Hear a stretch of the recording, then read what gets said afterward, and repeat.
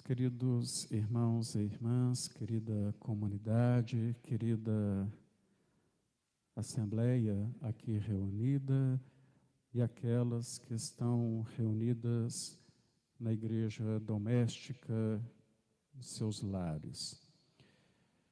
Estamos vivendo hoje o terceiro domingo da Páscoa, que nos convida mais uma vez a olharmos para o Cristo ressuscitado. Assim como os discípulos tiveram a alegria de contemplar Jesus, quando ele passa da morte para a vida de uma forma que nós não compreendemos, nem eles compreendiam, nem eles entenderam o que estava acontecendo naquele momento. Dada a grandeza deste acontecimento, que de fato aos nossos olhos, na nossa inteligência, na nossa compreensão da vida, não é possível, não parece possível, não parece razoável que alguém volte à vida. Nós nunca vimos ninguém voltar à vida. Então, esse acontecimento que se dá diante deles, as várias aparições de Jesus, vai aos poucos, como diz aqui o evangelista Lucas, abrindo a inteligência deles para perceberem que, de fato, a vida ela tem uma abertura muito maior do que essa que nós, com os nossos sentidos, estamos acostumados a enxergar. Que a vida, ela, nos seus altos e baixos, não está condenada ao fracasso e à derrota, mas à vitória.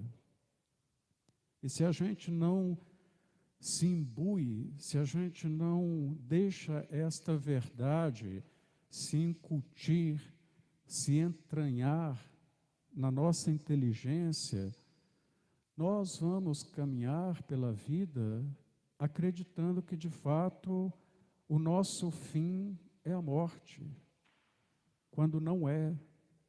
É o que nós cremos, porque Jesus nos falou isso, porque Ele nos apresentou essa verdade, porque Ele apareceu diante dos discípulos, porque os discípulos testemunharam esta verdade e mostraram para todos aqueles que abriram o seu coração que existe uma experiência humana que por vezes é marcada pela dor, pelo sofrimento e até mesmo pela morte, evidentemente, mas que encontra sua plenitude na transformação desta vida.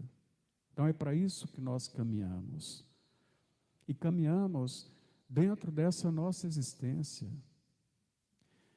Às vezes nós temos uma compreensão errada, que pode ter sido até mesmo colocada na nossa cabeça, de que nós temos que nos conformar com as desgraças que nos acontecem, como se elas fossem vontade de Deus. E, portanto, se nós lutarmos contra elas, nós estaremos lutando contra o próprio Deus, porque lutando contra a sua vontade.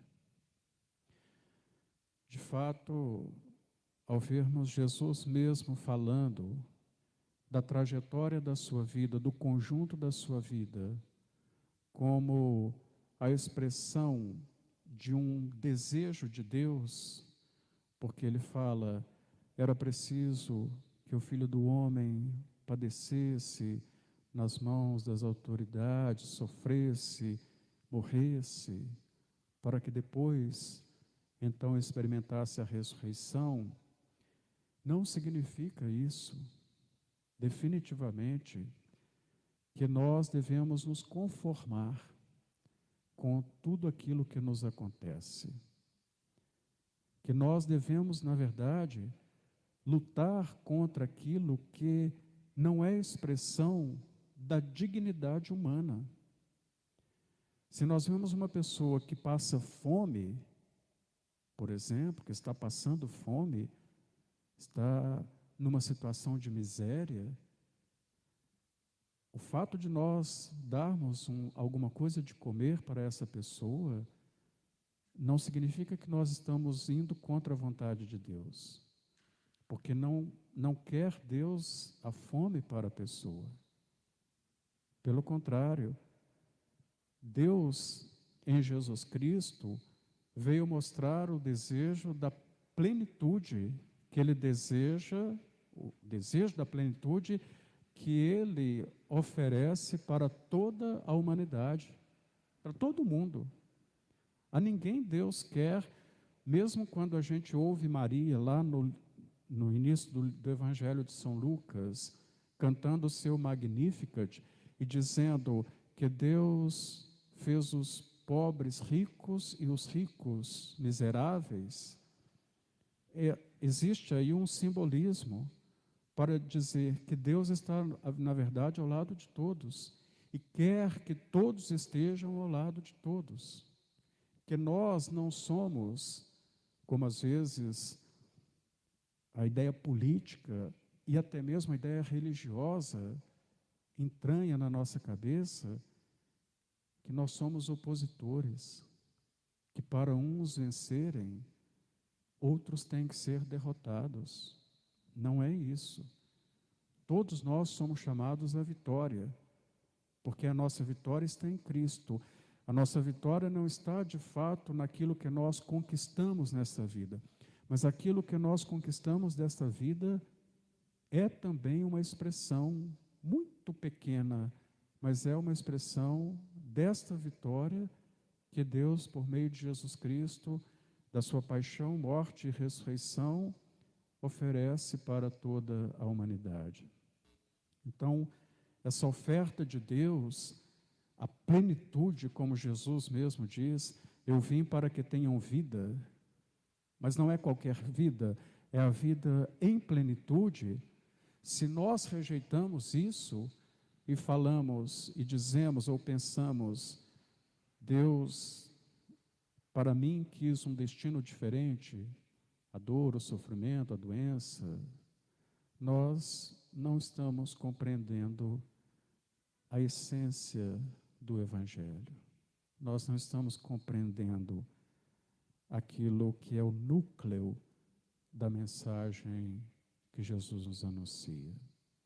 A ressurreição de Jesus, tão maravilhosamente simbolizada no Círio Pascal, é de fato um apontamento para a transcendência.